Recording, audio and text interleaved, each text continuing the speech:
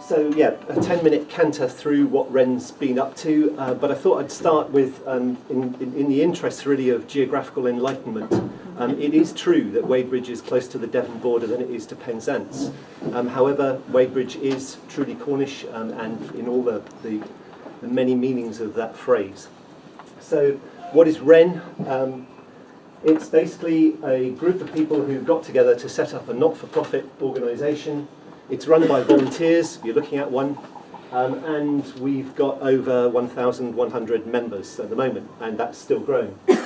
Interestingly enough, Ed Davey is one, and if you've ever seen someone try and get membership fees out of a politician, you'll know what palaver that is. It's really quite interesting, watching all the minders patting their pockets when he asked someone for a quid to sign up for life membership. He didn't have any money on him, of course. Okay, so there's some of the individuals who are involved in Wren. The idea, we thought when we started, was very straightforward. We've discovered it's a little bit more complicated than we thought. The idea was simply to become self-sufficient in energy. And the reason for that was that was how things used to be. And it seemed to work quite well. So one idea was to sort of go back to the future in that sense.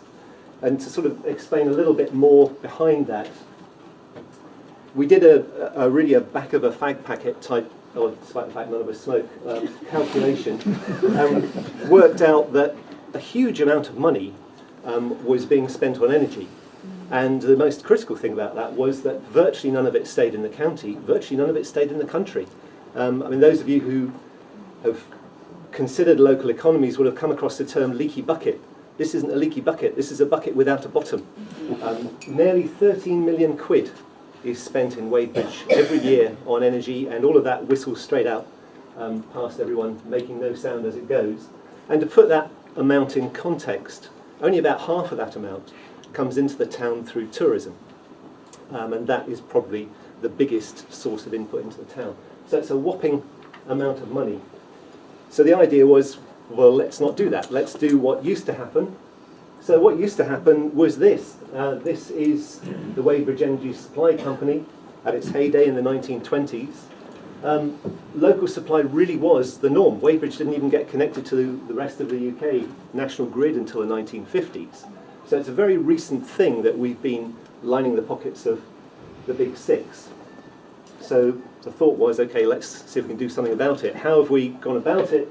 The answer is in all sorts of ways, and Manda was kind enough not to point out some of the odder ones, but here are just a few of them. So one of the things that struck us was that most people didn't know very much about energy or where it went. So we set up a shop in town where people can drop in and ask about anything from, maybe it's an offer to do with local installers putting photovoltaics on your roof, maybe it's something as simple as finding out whether you can switch energy suppliers, and that's manned by volunteers, and it's a terrific talking shop, no pun intended, for local people and a great meeting place.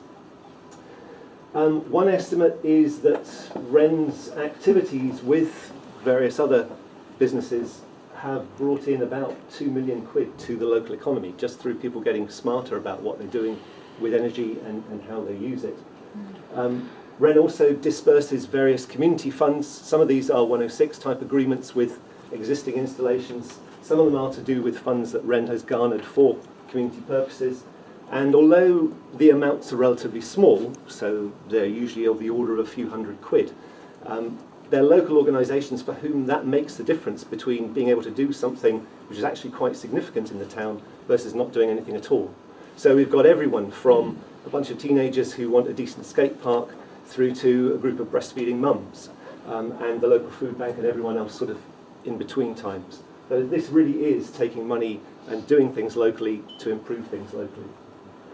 Along the way there have been various awards that people have been kind enough to give to Wren.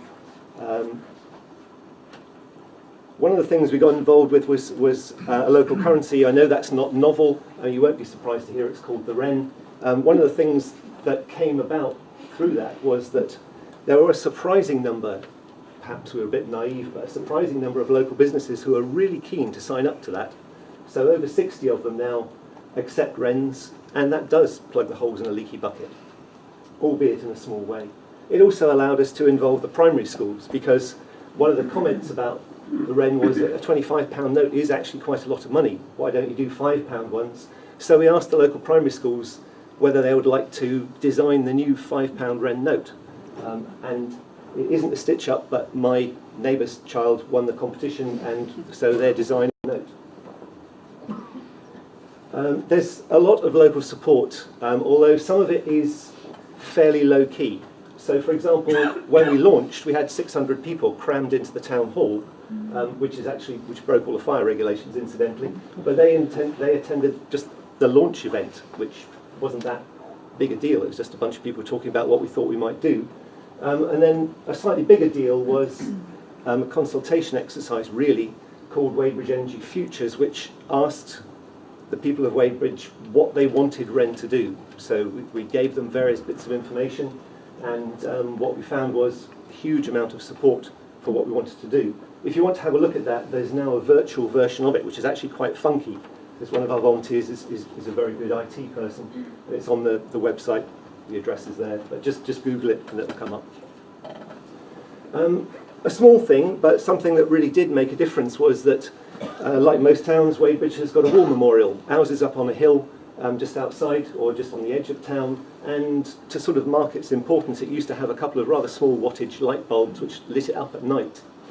The actual cost to run that for a year is about 65 quid, but in 2012, one of the big six, and I can tell anyone who's interested who it was in a minute, decided they would actually charge nearly 1,500 quid. Who was it, Pete? To run that. It was Eon.